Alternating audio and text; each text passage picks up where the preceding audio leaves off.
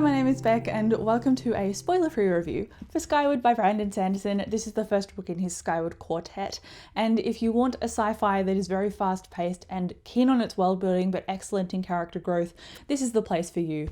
I loved this book. This follows Spencer and she lives on a planet called Detritus, and Detritus is exactly kind of what it sounds like. It's just a hunk of rock and everyone is trying to live on it as best they can. They're living under the surface, all the humans like Spencer, and they're getting attacked by the Krell, who are the alien forces out in the galaxy that survey their planet. So essentially the push of the plot is Spencer wants to be a pilot so that she can help fight against the Krell and help protect her people.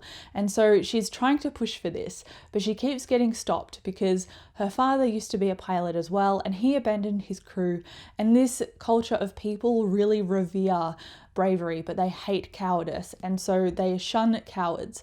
So Spencer is trying to push to become a pilot, but she's receiving people pushing her down and bullying her constantly. Even the people at the DDF, who are the people in charge of all of the pilots and the pilot forces and the training and everything, they push back on her as well. So Spencer is really trying to establish this path for herself and she keeps getting cut off at every point in the story. And you just have to admire her audacity and her tenacity to push forward, because she's a very abrasive kind of character, but she's also a very convincing kind of character and you really feel for her as well. And so I hated seeing the bullying in here, but I loved the way that Spencer crested a lot of that and fought back against it. And yeah, she was rough for the first 100 or so pages, but I enjoyed that because it really painted a picture of who she was, what she was like, how she would react, and everybody and how they were around her as well. It built up the culture in those interactions and it built up her dreams as well. And I think those are really establishing points that are very important to especially start out a book that is going to be very fast-paced and detailed.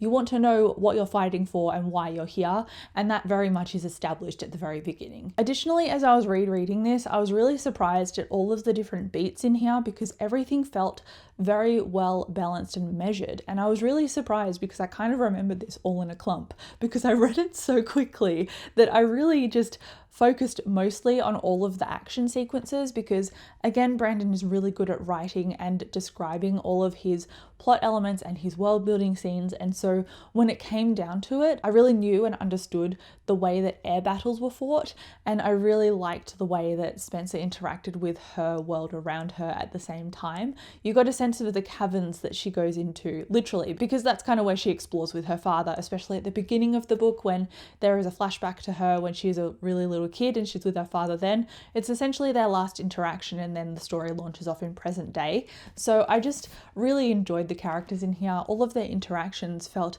very stylized and unique because you understood who was talking and who was enacting things, and you understood mostly why as well. I quite enjoyed the way as well that this book, it could have done the shorthand version of, hey, this is Spencer, these are some girls that she is presented with who are the same age as her, they're going to be her rivals.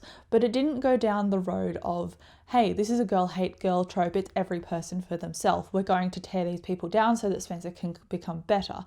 It wasn't like that at all, and I love that the characters in here that Spencer met really became part of her life and part of her connections, and I really respected that because it could have really easily fallen into that YA shorthand that is often like, okay, I'm going to rely on a bit of a stereotype here to push the rest of the story forward with all of these other elements I'm juggling, and Brandon didn't do that in here, and that's what I really respected. And I also really noticed it as well because I'm very used to that dynamic of girls being pitted against each other, and it didn't really happen here. Additionally, this book also made me cry and I teared up a lot. And I don't want to tell you when, but it was an important moment not just for Spencer, but also for a side character. And I just really understood the context and the desperation of it at the time that I was reading it. If you want to know, I can spoil it, but you're going to have to put spoilers in your comments so that nobody else reading them gets spoiled and I can tell you, but I don't want to say it in this review, that's all. I really liked that, especially the ending. And like I said, I was never really bored reading this, which Looking back, I'm not really surprised because I love Brandon Sanderson's writing. I read all of his stuff and this is no exception. I've really loved this as well, obviously. I gave it 5 out of 5 stars, and on my reread, I'm sticking to that because even though I don't usually read young adult books as much anymore, I still will stretch and go into young adult for Brandon Sanderson. And this series is really an exception to the rule of me reading mostly adult because it's so fast paced, it's so action packed, but it also has those quieter moments that you really respect. I like that Spencer had friends and she had rivals and she had politics playing against her in some moments as well. And she also had a family too that really loved her. So it's nice to actually experience all of those different dynamics about a character. And anyway, this is basically just me saying please pick up Skyward because I loved it obviously and I want to convince more people to give it a try. It's also a great place to read Brandon Sanderson because he writes a lot of books. Obviously, as people will know, if you walk into a sci-fi fantasy section of a bookstore, a lot of his titles are there. But this one is a series that doesn't relate to all of his other books. It's not related to his cosmic universe. So you're pretty safe picking this up to give his writing style a try and see if you like it before diving into all of his longer work that have a bit more commitment behind them. So please do read this. Again, I gave it 5 out of 5 stars. I really enjoyed myself. I really enjoyed the way that Spencer was so stubborn and distinct. I like the tropes at play in here. I like the characterization. I like that we got the characters around Spencer built up as well as just Spencer herself. I really appreciated all those different moving parts and how Brandon managed to balance and juggle them all.